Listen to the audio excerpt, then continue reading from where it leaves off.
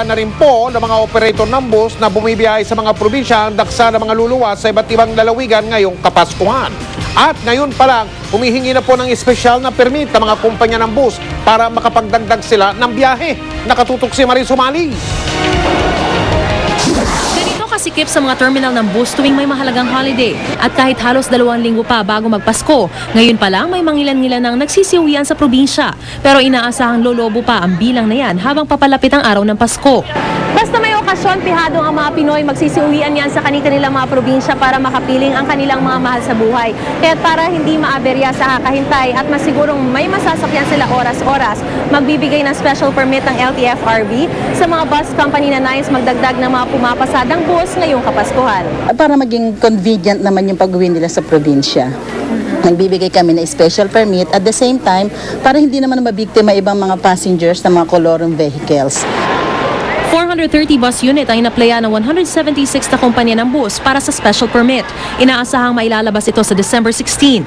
Maaari naman bumiyahe ang mga bus na may special permit mula December 18 hanggang January 6, 2011 lang.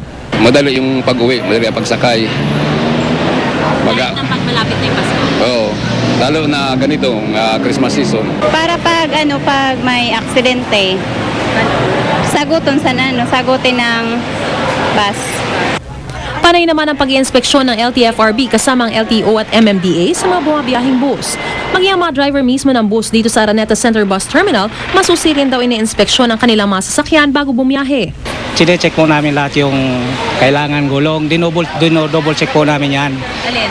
Gulong, langis, lahat ng under chassis, lahat ng mga nuts, mga tornilyo para masiguro po ang kaligtasan ng mga pasahero. Bawal po mag-inom pag magbiyahe. Ano pa? Yung pagtulog? Pagtulog po.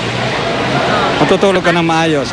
Mahigpit pang paalala ng LTFRB, bawal mag-overload. Dapat tamang ruta lang ang dinaraanan at dapat ding bantayan ng mga operator ang kanilang operasyon kung ayaw nilang masuspinde o tuluyang makansela ang kanilang prangkisa. Marie Sumali, Nakatutok, 24 Oras.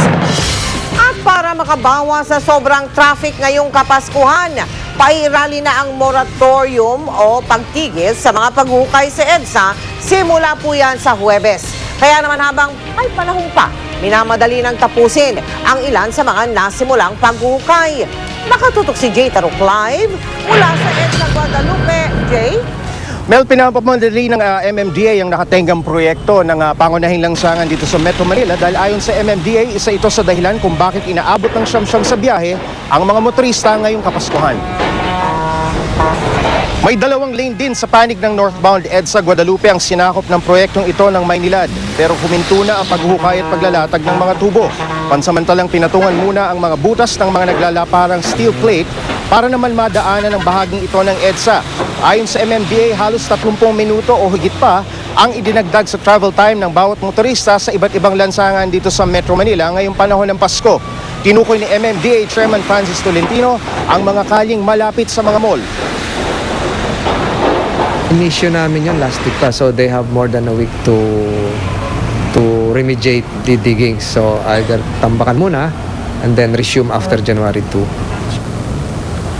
Sa ngayon, Mel, mabigat ang daloy ng trapiko sa magkabilang lane ng EDSA, partikular itong bahagi ng Cubao Underpass. May Green Hills at sa may Ortigas. Masikip din ang daloy ng trapiko sa mga lugar ng Mandaluyong at Makati kung saan maraming nagtutungo sa mga mall para isagawa ang taunan nilang pamimili. Ayon pa sa MMDA, kinakitaan na ng magandang resulta ang pagtatalaga nila ng mga bike at Christmas lane.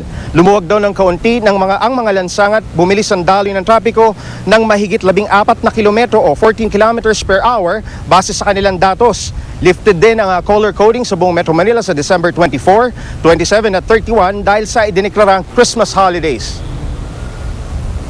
Mel, pinapayuhan din ng MMDA ang mga motorista na wag na raw gaanong magpagabi sa mga dadaluhang Christmas party. Hanggat maaari raw ay hanggang alas 10 lamang ng gabi para iwas aksidente. At kung iinom, magpamaneho na lamang daw sa iba o di kay iwasan na lamang uminom ng nakalalasing na inumin o alak. Mel? Maraming salamat sa iyo, Jay Taruk. Tuloy-tuloy din ang pagbabantay ng mga otoridad sa mga pihikang taxi driver na namimili o di kaya nangungontrata ng mga pasahero. At kung biktima po kayo, pwede kayong magsumbong sa Department of Transportation and Communications. Tumawag kayo sa kanilang hotline. Ayan, nasa television ninyo. 7890. Pwede kayong mag-text dyan sa mga numerong nakikita nyo niyan. 0919-222-7462 o kaya sa 0917-247-0385. Pero nakikiusap lang po ang DOTC na ibigay nyo ang lahat ng detalye tulad ng numero ng plaka ng taxi, pangalan ng operator at kung saan at kailan ninyo pinara ang taxi. Simula sa bisperas ng Pasko hanggang sa bagong taon, 3 araw na lang po ang araw ng trabaho. Yan po ay matapos magdeklara ng mga holiday ang Pangulo. Maigi raw yan para sa turismo, pero mga negosyante, naku, umaalma naman. Nakatutok si Tina Panganiban Perez. Mahaba-haba mga araw para ipagdiwag ng mga Pinoy ang darating na Pasko at Bagong Taon. Sa utos kasi ng Pangulo, parehong long weekend ang Pasko at Bagong Taon. Pero wala pa raw plano si Abdul Gapur Lobelos para sa mga darating na holiday.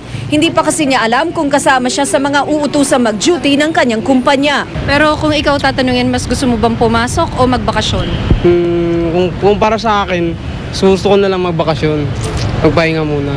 Mula December 24 hanggang January 2, sa mga araw lang ng December 28, 29 at 30 may pasok. Ang mga nalalabing araw, kung hindi non-working holiday, weekend naman. Paliwanag ng Malacanang sa mga long weekend para raw makapag-family bonding at palakasin ang tourism. Kung si Abdul Gapur excited na magbakasyon, ang Employers Confederation of the Philippines o ECOP hindi naman daw komportable sa desisyon ng Malacanang. Wala raw kasing konsultasyong ginawa. The initial feedbacks that we're getting, well, they're not very comfortable with this, no? The planning is also affected. Yung predictability ng business na wala na. Naiintindihan naman daw ng mga employer na panahon ito ng Kapaskuhan. Pero paano raw ang mga kumpanyang nagplano na ng mga manufacturing at shipping schedule? Kung ihihinto ang negosyo, lugi raw sila. Kung itutuloy naman, lugi rin sa dagdag pasahod sa mga empleyadong papasok. May dagdag na 30% kasi sa sahod ng mga papasok sa December 24, 26, 31 at January 2. Double pay naman ang bayad sa mga papasok sa mismong mga araw ng Pasko at Bagong Taon, pati na December 27. Rekomendasyon ni Varela, sana raw magsagawa muna ang gobyerno ng konsultasyon sa iba't ibang sektor sa unang quarter ng kada taon para mapag-usapan ng mga idedeklarang holiday at para makapagplano raw silang mga employer. Madali naman daw silang maipatatawag ng Department of Labor and Employment dahil bahagi sila ng Tripartite Council kasama ang gobyerno at sektor ng mga manggagawa. Tina Panganiban Perez, Nakatutok, 24 Oras. Chika Minute! Monday na naman mga kapuso, umpisa na ng umaatikabong chikahan. Regine Velasquez, feel na feel ang costume at makeup para sa role niya bilang gay performer sa I Heart You Pare. Ang wedding dress niya, feel din kaya niyang isukat? At totoo nga bang nagpapatayo kami ng bahay ni Vic? Dito niyo malalaman sa Chika Minute sa aking pagbabalik. Stick around mga kapuso, ang mga detalye maya-maya lang. Susunod! Hepe ng presinto sa Pasay na nalusutan ng mga hold-upper. Tinanggal sa pwesto.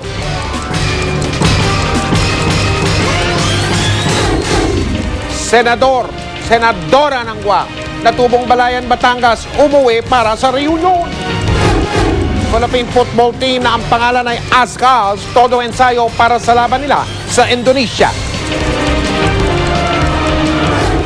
24 oras, highly commended sa Best News Program category sa ika-15 Asian Television Awards sa Singapore. Salamat po sa inyong pagtitiwala dito sa 24.